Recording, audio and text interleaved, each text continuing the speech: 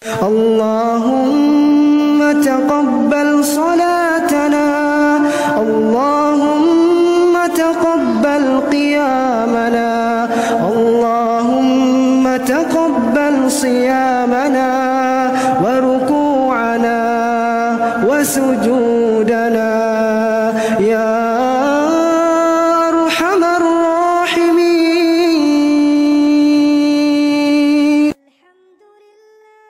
Assalamualaikum warahmatullahi wabarakatuh. Innal hamdalillah nahmaduhu wa nasta'inuhu wa nastaghfiruh wa na'udzu billahi min shururi anfusina wa sayyiati a'malina. Man yahdihillahu fala mudilla lahu wa man yudlil fala hadiya lahu. Ashhadu an la ilaha illallah wahdahu la syarika lahu wa ashhadu anna Muhammadan abduhu wa rasuluh sallallahu alaihi wa ala alihi wa sahabatihi ajma'in wa man tabi'ahum bi ihsanin ila yaumiddin. Ya ayyuhalladzina amanu taqullaha haqqa tuqatih wa la tamutunna illa wa antum muslimun. Ya ayyuhan nasu taqu rabbakumul ladzi khalaqakum min nafsin wahidah wa khalaqa minha zawjaha wa batha minhuma rijalan katsiran wa nisaa wattaqullaha alladzi tasaaluna bihi wal arham innallaha kana 'alaikum raqiba. Ya ayyuhalladzina amanu taqullaha wa qulu qawlan sadida yuslih lakum a'malakum wa yaghfir lakum dhunubakum wa may yuti'illaha wa rasulahu faqad faza fawzan 'azima. Amma ba'd. Fa ikhwani fid din, kaum muslimin jamaah salat Jumat yang saya cintai dan saya muliakan, rahimani wa rahimakumullah. Semoga Allah Subhanahu wa taala senantiasa mencurahkan rahmatnya kepada kita sekalian. Sesungguhnya Nabi kita yang mulia, Nabi Muhammad sallallahu alaihi wasallam, Nabi yang sangat penyayang kepada kita, telah mengabarkan kepada kita akan datang satu kaum ahli ibadah. Akan muncul kelak suatu kaum yang sangat rajin beribadah. Saking hebatnya ibadah mereka jemaah sekalian, mereka bisa mengalahkan para sahabat Nabi Muhammad sallallahu alaihi wa ala alihi wasallam.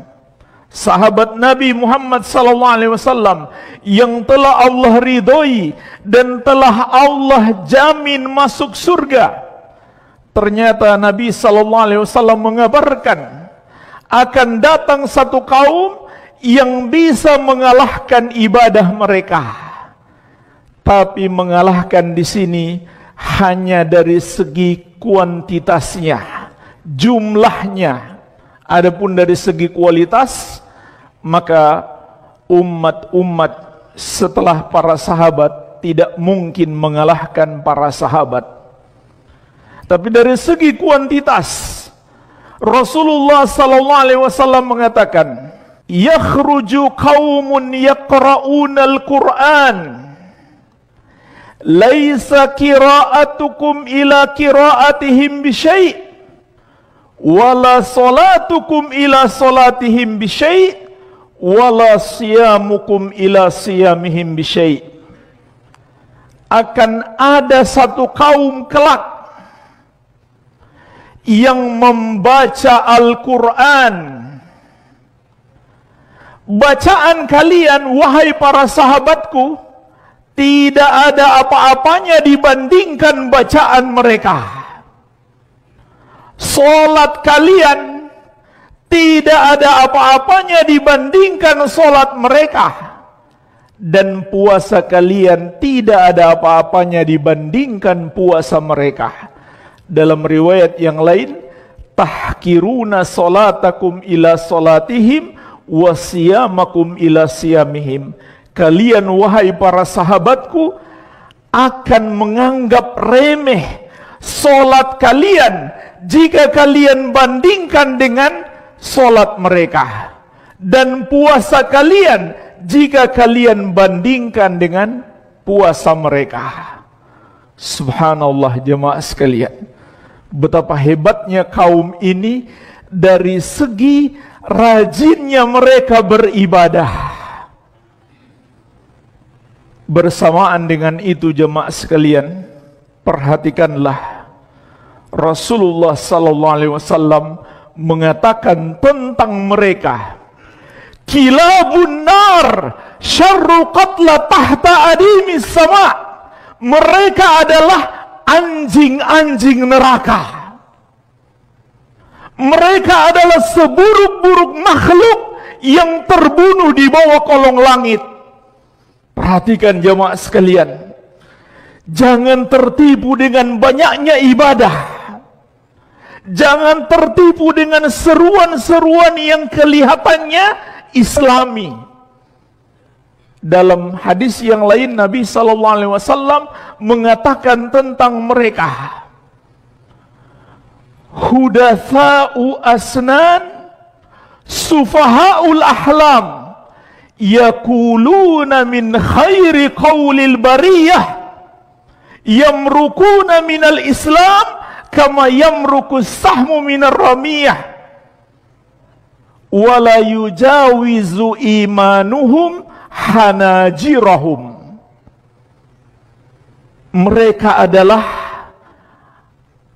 anak-anak muda, kebanyakan masih muda.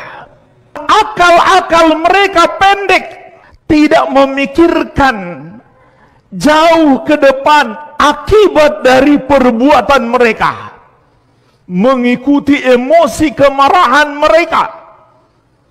Akal mereka pendek. Tapi kata Nabi sallallahu alaihi wasallam, yaquluna min khairi qaulil bariyah. Mereka berbicara dari ucapan sebaik-baik makhluk. Maksudnya ucapan-ucapan Islami yang mereka keluarkan. Umur mereka kebanyakan masih muda, akal mereka pendek, emosi yang mereka kedepankan, tapi seruan mereka Islami. Yamruku minal Islam kama yamruku sahmu minar ramiyah. Padahal kata Nabi SAW, mereka keluar dari Islam. Mereka tidak lagi mengikuti ajaran Islam, seperti anak panah yang menembus buruannya. Dan iman mereka, dalam riwayat yang lain, bacaan Quran mereka itu tidak melampaui kerongkongan mereka. Betul mereka rajin baca Quran, tapi mereka tidak ngerti apa yang mereka baca. Mereka mengamalkan agama sesuai dengan hawa nafsu mereka, tidak mengikuti jalan para sahabat Rasulullah sallallahu alaihi wasallam. Subhanallah jemaah sekalian, ahli ibadah punya seruan-seruan Islami. Ayo tegakkan syariat, ayo dirikan negara Islam, ayo tegakkan Islam. Itu seruan-seruan mereka. Tapi Rasulullah SAW mengatakan mereka adalah anjing-anjing neraka, seburuk-buruknya bangkai yang terbunuh di bawah kolong langit. Siapa mereka itu jemaah sekalian? Kaum Khawarij. Dan Nabi SAW mengabarkan kepada kita, mereka akan terus ada sampai barisan terakhir mereka akan bergabung bersama Dajjal. Jadi hati-hatilah jemaah sekalian. Ini peringatan Nabi SAW. Jangan kita menilai orang itu hanya karena dia rajin baca Quran atau hafal Quran, rajin sholat, rajin puasa, seruannya Islami, kata-katanya selalu keluar ayat dan hadis. itu bukan sebuah jaminan kebenaran. Apa jaminan kebenaran? Kalau dia mengikuti jalan Rasulullah sallallahu alaihi wasallam dan para sahabat radhiyallahu taala anhum ajmain. Ini jaminan kebenaran. Lalu apa jemaah sekalian pangkal kesesatan kaum Khawarij itu? Nomor satu adalah pengkafiran terhadap kaum muslimin. Mereka mengkafirkan orang muslim yang melakukan dosa besar. Dosa besar itu sangat tercela. Tapi jemaah sekalian, dosa besar tidak menyebabkan pelakunya itu kafir, murtad, keluar dari Islam. Yang menyebabkan orang itu kafir, keluar dari Islam adalah dosa terbesar, yaitu kesyirikan dan kekufuran. Dan mereka juga salah memahami sebagian dosa besar mereka anggap sebagai dosa kekafiran. Dan jemaah sekalian, kalau sudah mengkafirkan, tidak lama lagi penghalalan darah, pengoboman, pembunuhan. Dan itu yang dilakukan oleh kaum Khawarij sejak dulu sampai hari ini. Kenapa mereka tega membunuh seorang polisi muslim? Seperti pernah kejadian di sebuah masjid di kantor polisi. Ada yang datang ikut sholat Jumat tapi membawa bom. Subhanallah. Dia ingin membunuh para polisi. Kenapa? Karena dia menganggap polisi itu adalah antek-antek Tagut. Tagut yang dia maksud adalah pemerintah. Dia anggap pemerintah sudah kafir karena tidak berhukum dengan syariat. Karena katanya Allah berfirman, "Waman lam yahkum bima anzalallah faulaika humul kafirun." Barang siapa yang tidak berhukum dengan syariat yang Allah turunkan, mereka itu adalah orang-orang kafir. Jemaah sekalian, ini bahaya. Kalau kita memahami Al-Quran tidak merujuk kepada pemahaman sahabat. Ternyata Imam Ibnu Katsir, Imam At-Tabari dan para ulama ahli tafsir menyebutkan para sahabat menafsirkan maksud ayat itu adalah kufur kecil.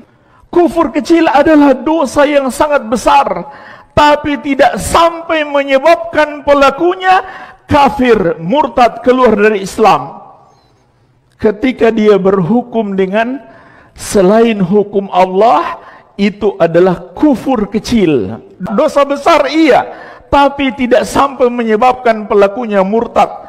Kecuali dia menganggap hukum Allah sama saja dengan hukum manusia, atau hukum manusia lebih baik daripada hukum Allah, atau dia menghalalkan apa yang Allah haramkan, atau mengharamkan apa yang Allah halalkan, barulah masuk menjadi kufur besar. Selama dia masih yakin hukum Allah itulah yang terbaik, maka kekufuran yang dia lakukan apabila dia berhukum dengan selain hukum Allah itu kufur asgar. Dan mereka lupa ayat berikutnya Allah mengatakan, "Waman lam yahkum bima anzalallah faulaika humudz zalimun." Dan barang siapa yang tidak berhukum dengan hukum Allah, mereka itu orang-orang yang zalim. Juga ayat berikutnya, "Waman lam yahkum bima anzalallah faulaika humul fasiqun." Dan siapa yang tidak berhukum dengan hukum Allah, mereka itu orang fasik. Jadi Allah sebutkan 3 tingkatan: kufur, zalim, dan fasik. Tidak semua kafir, tapi mereka mengkafirkan secara serampangan, sehingga mereka kemudian menghalalkan darah.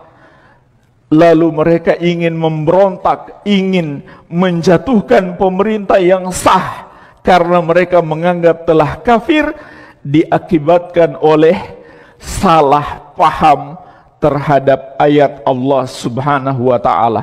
Maka jemaah sekalian, Rasulullah sallallahu alaihi wasallam mengingatkan kita, man qala li akhihi ya kafir faqad ba'a biha ahaduhuma. Siapa yang mengatakan kepada seorang muslim, wahai kafir, maka ucapan ini akan kembali kepada salah satu dari keduanya.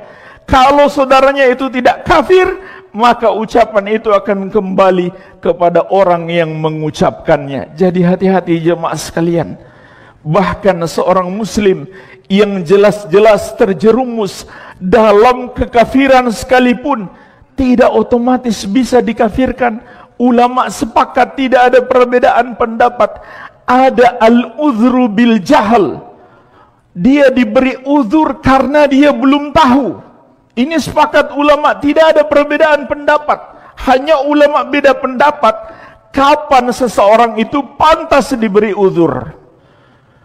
Seseorang jemaah sekalian diceritakan oleh Nabi sallallahu alaihi wasallam, sebelum dia mati dia berwasiat kepada keluarganya, kalau saya mati, bakar jasadku, tumbuk sampai jadi debu, kemudian terbangkan ke angin sampai bertebaran di muka bumi. Kalau Allah mampu menghidupkan aku kembali, maka aku akan diazab dengan azab yang paling pedih. Subhanallah jemaah sekalian, ini ucapan kekufuran.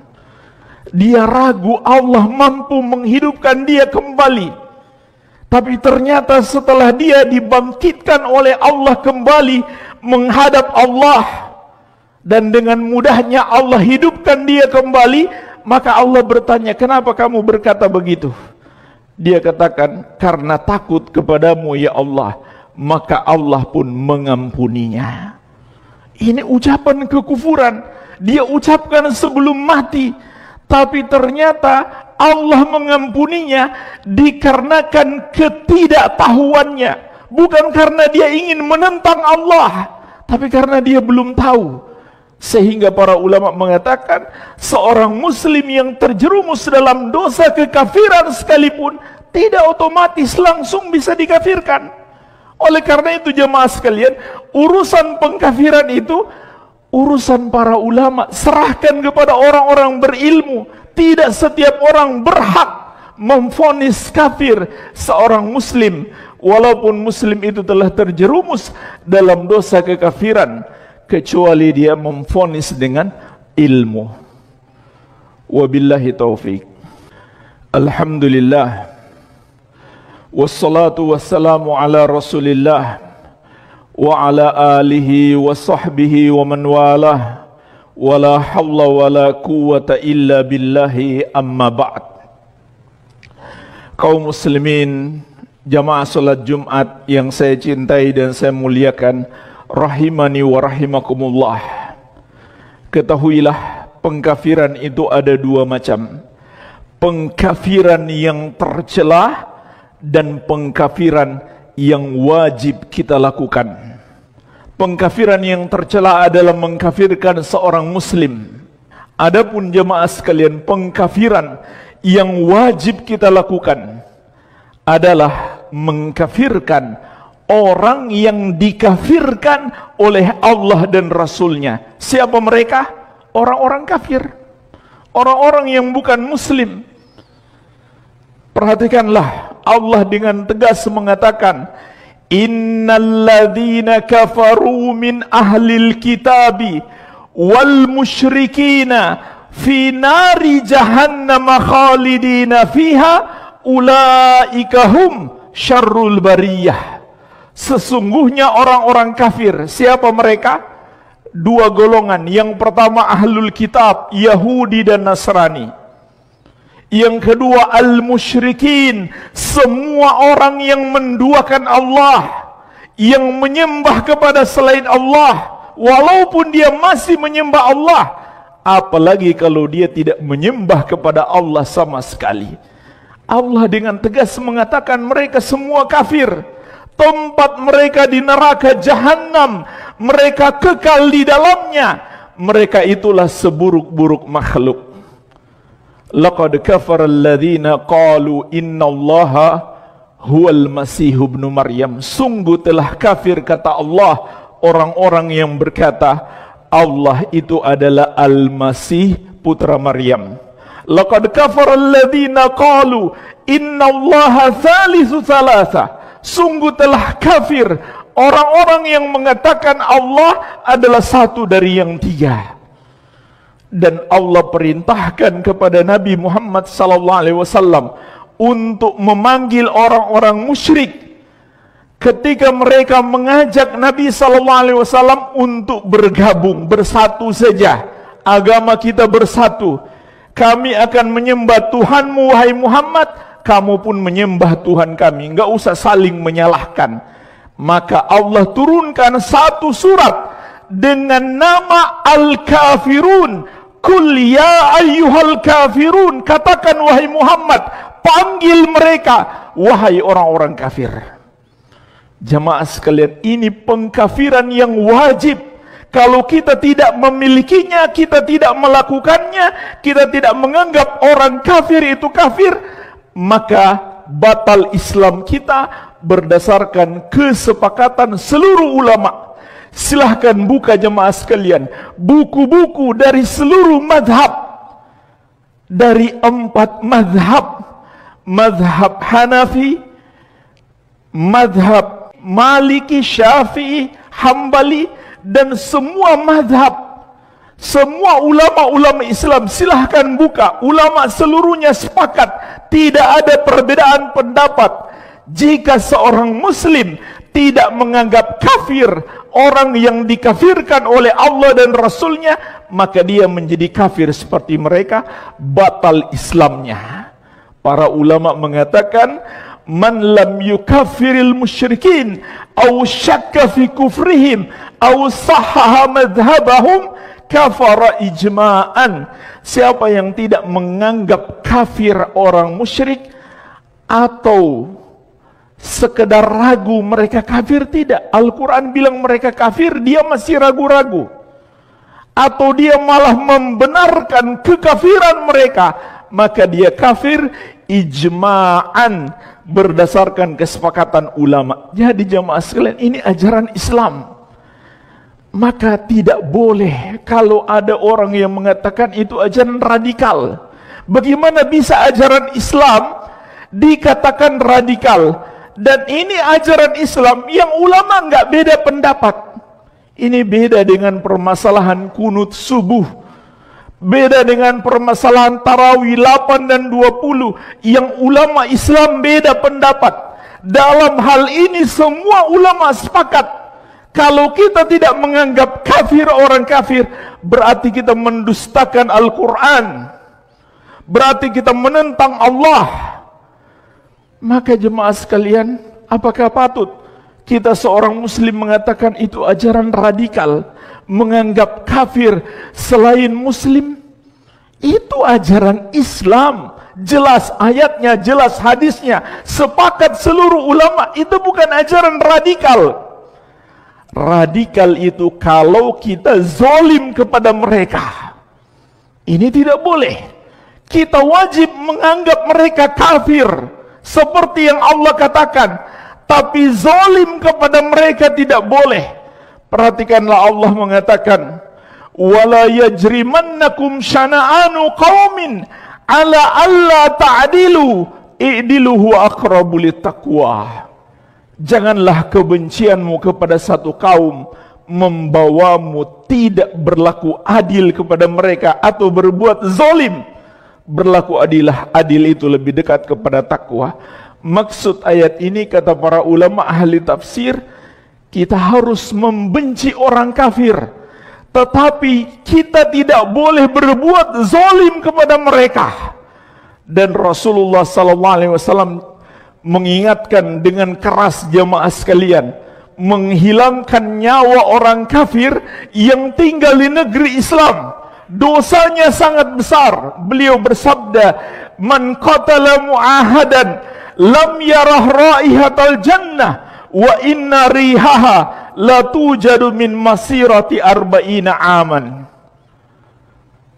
barang siapa membunuh orang kafir yang terikat perjanjian dengan kaum muslimin, di antaranya perjanjian sebagai warga negara. Siapa yang membunuhnya, kata Nabi SAW, dia tidak akan mencium bau surga, padahal bau surga itu tercium dari jarak 40 tahun perjalanan. Bahkan Allah mengizinkan kita berbuat baik kepada mereka. La yanhakumullahu 'anil ladzina lam yuqatilukum fid din wa lam yukhrijukum min diyarikum an tabarruhum wa tuqsitu ilaihim innallaha yuhibbul muqsitin.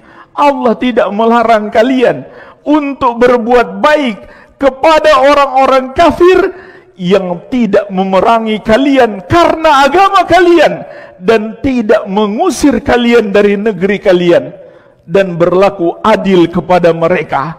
Sesungguhnya Allah mencintai orang-orang yang berbuat adil. Maksud berlaku baik kepada mereka dalam perkara duniawi.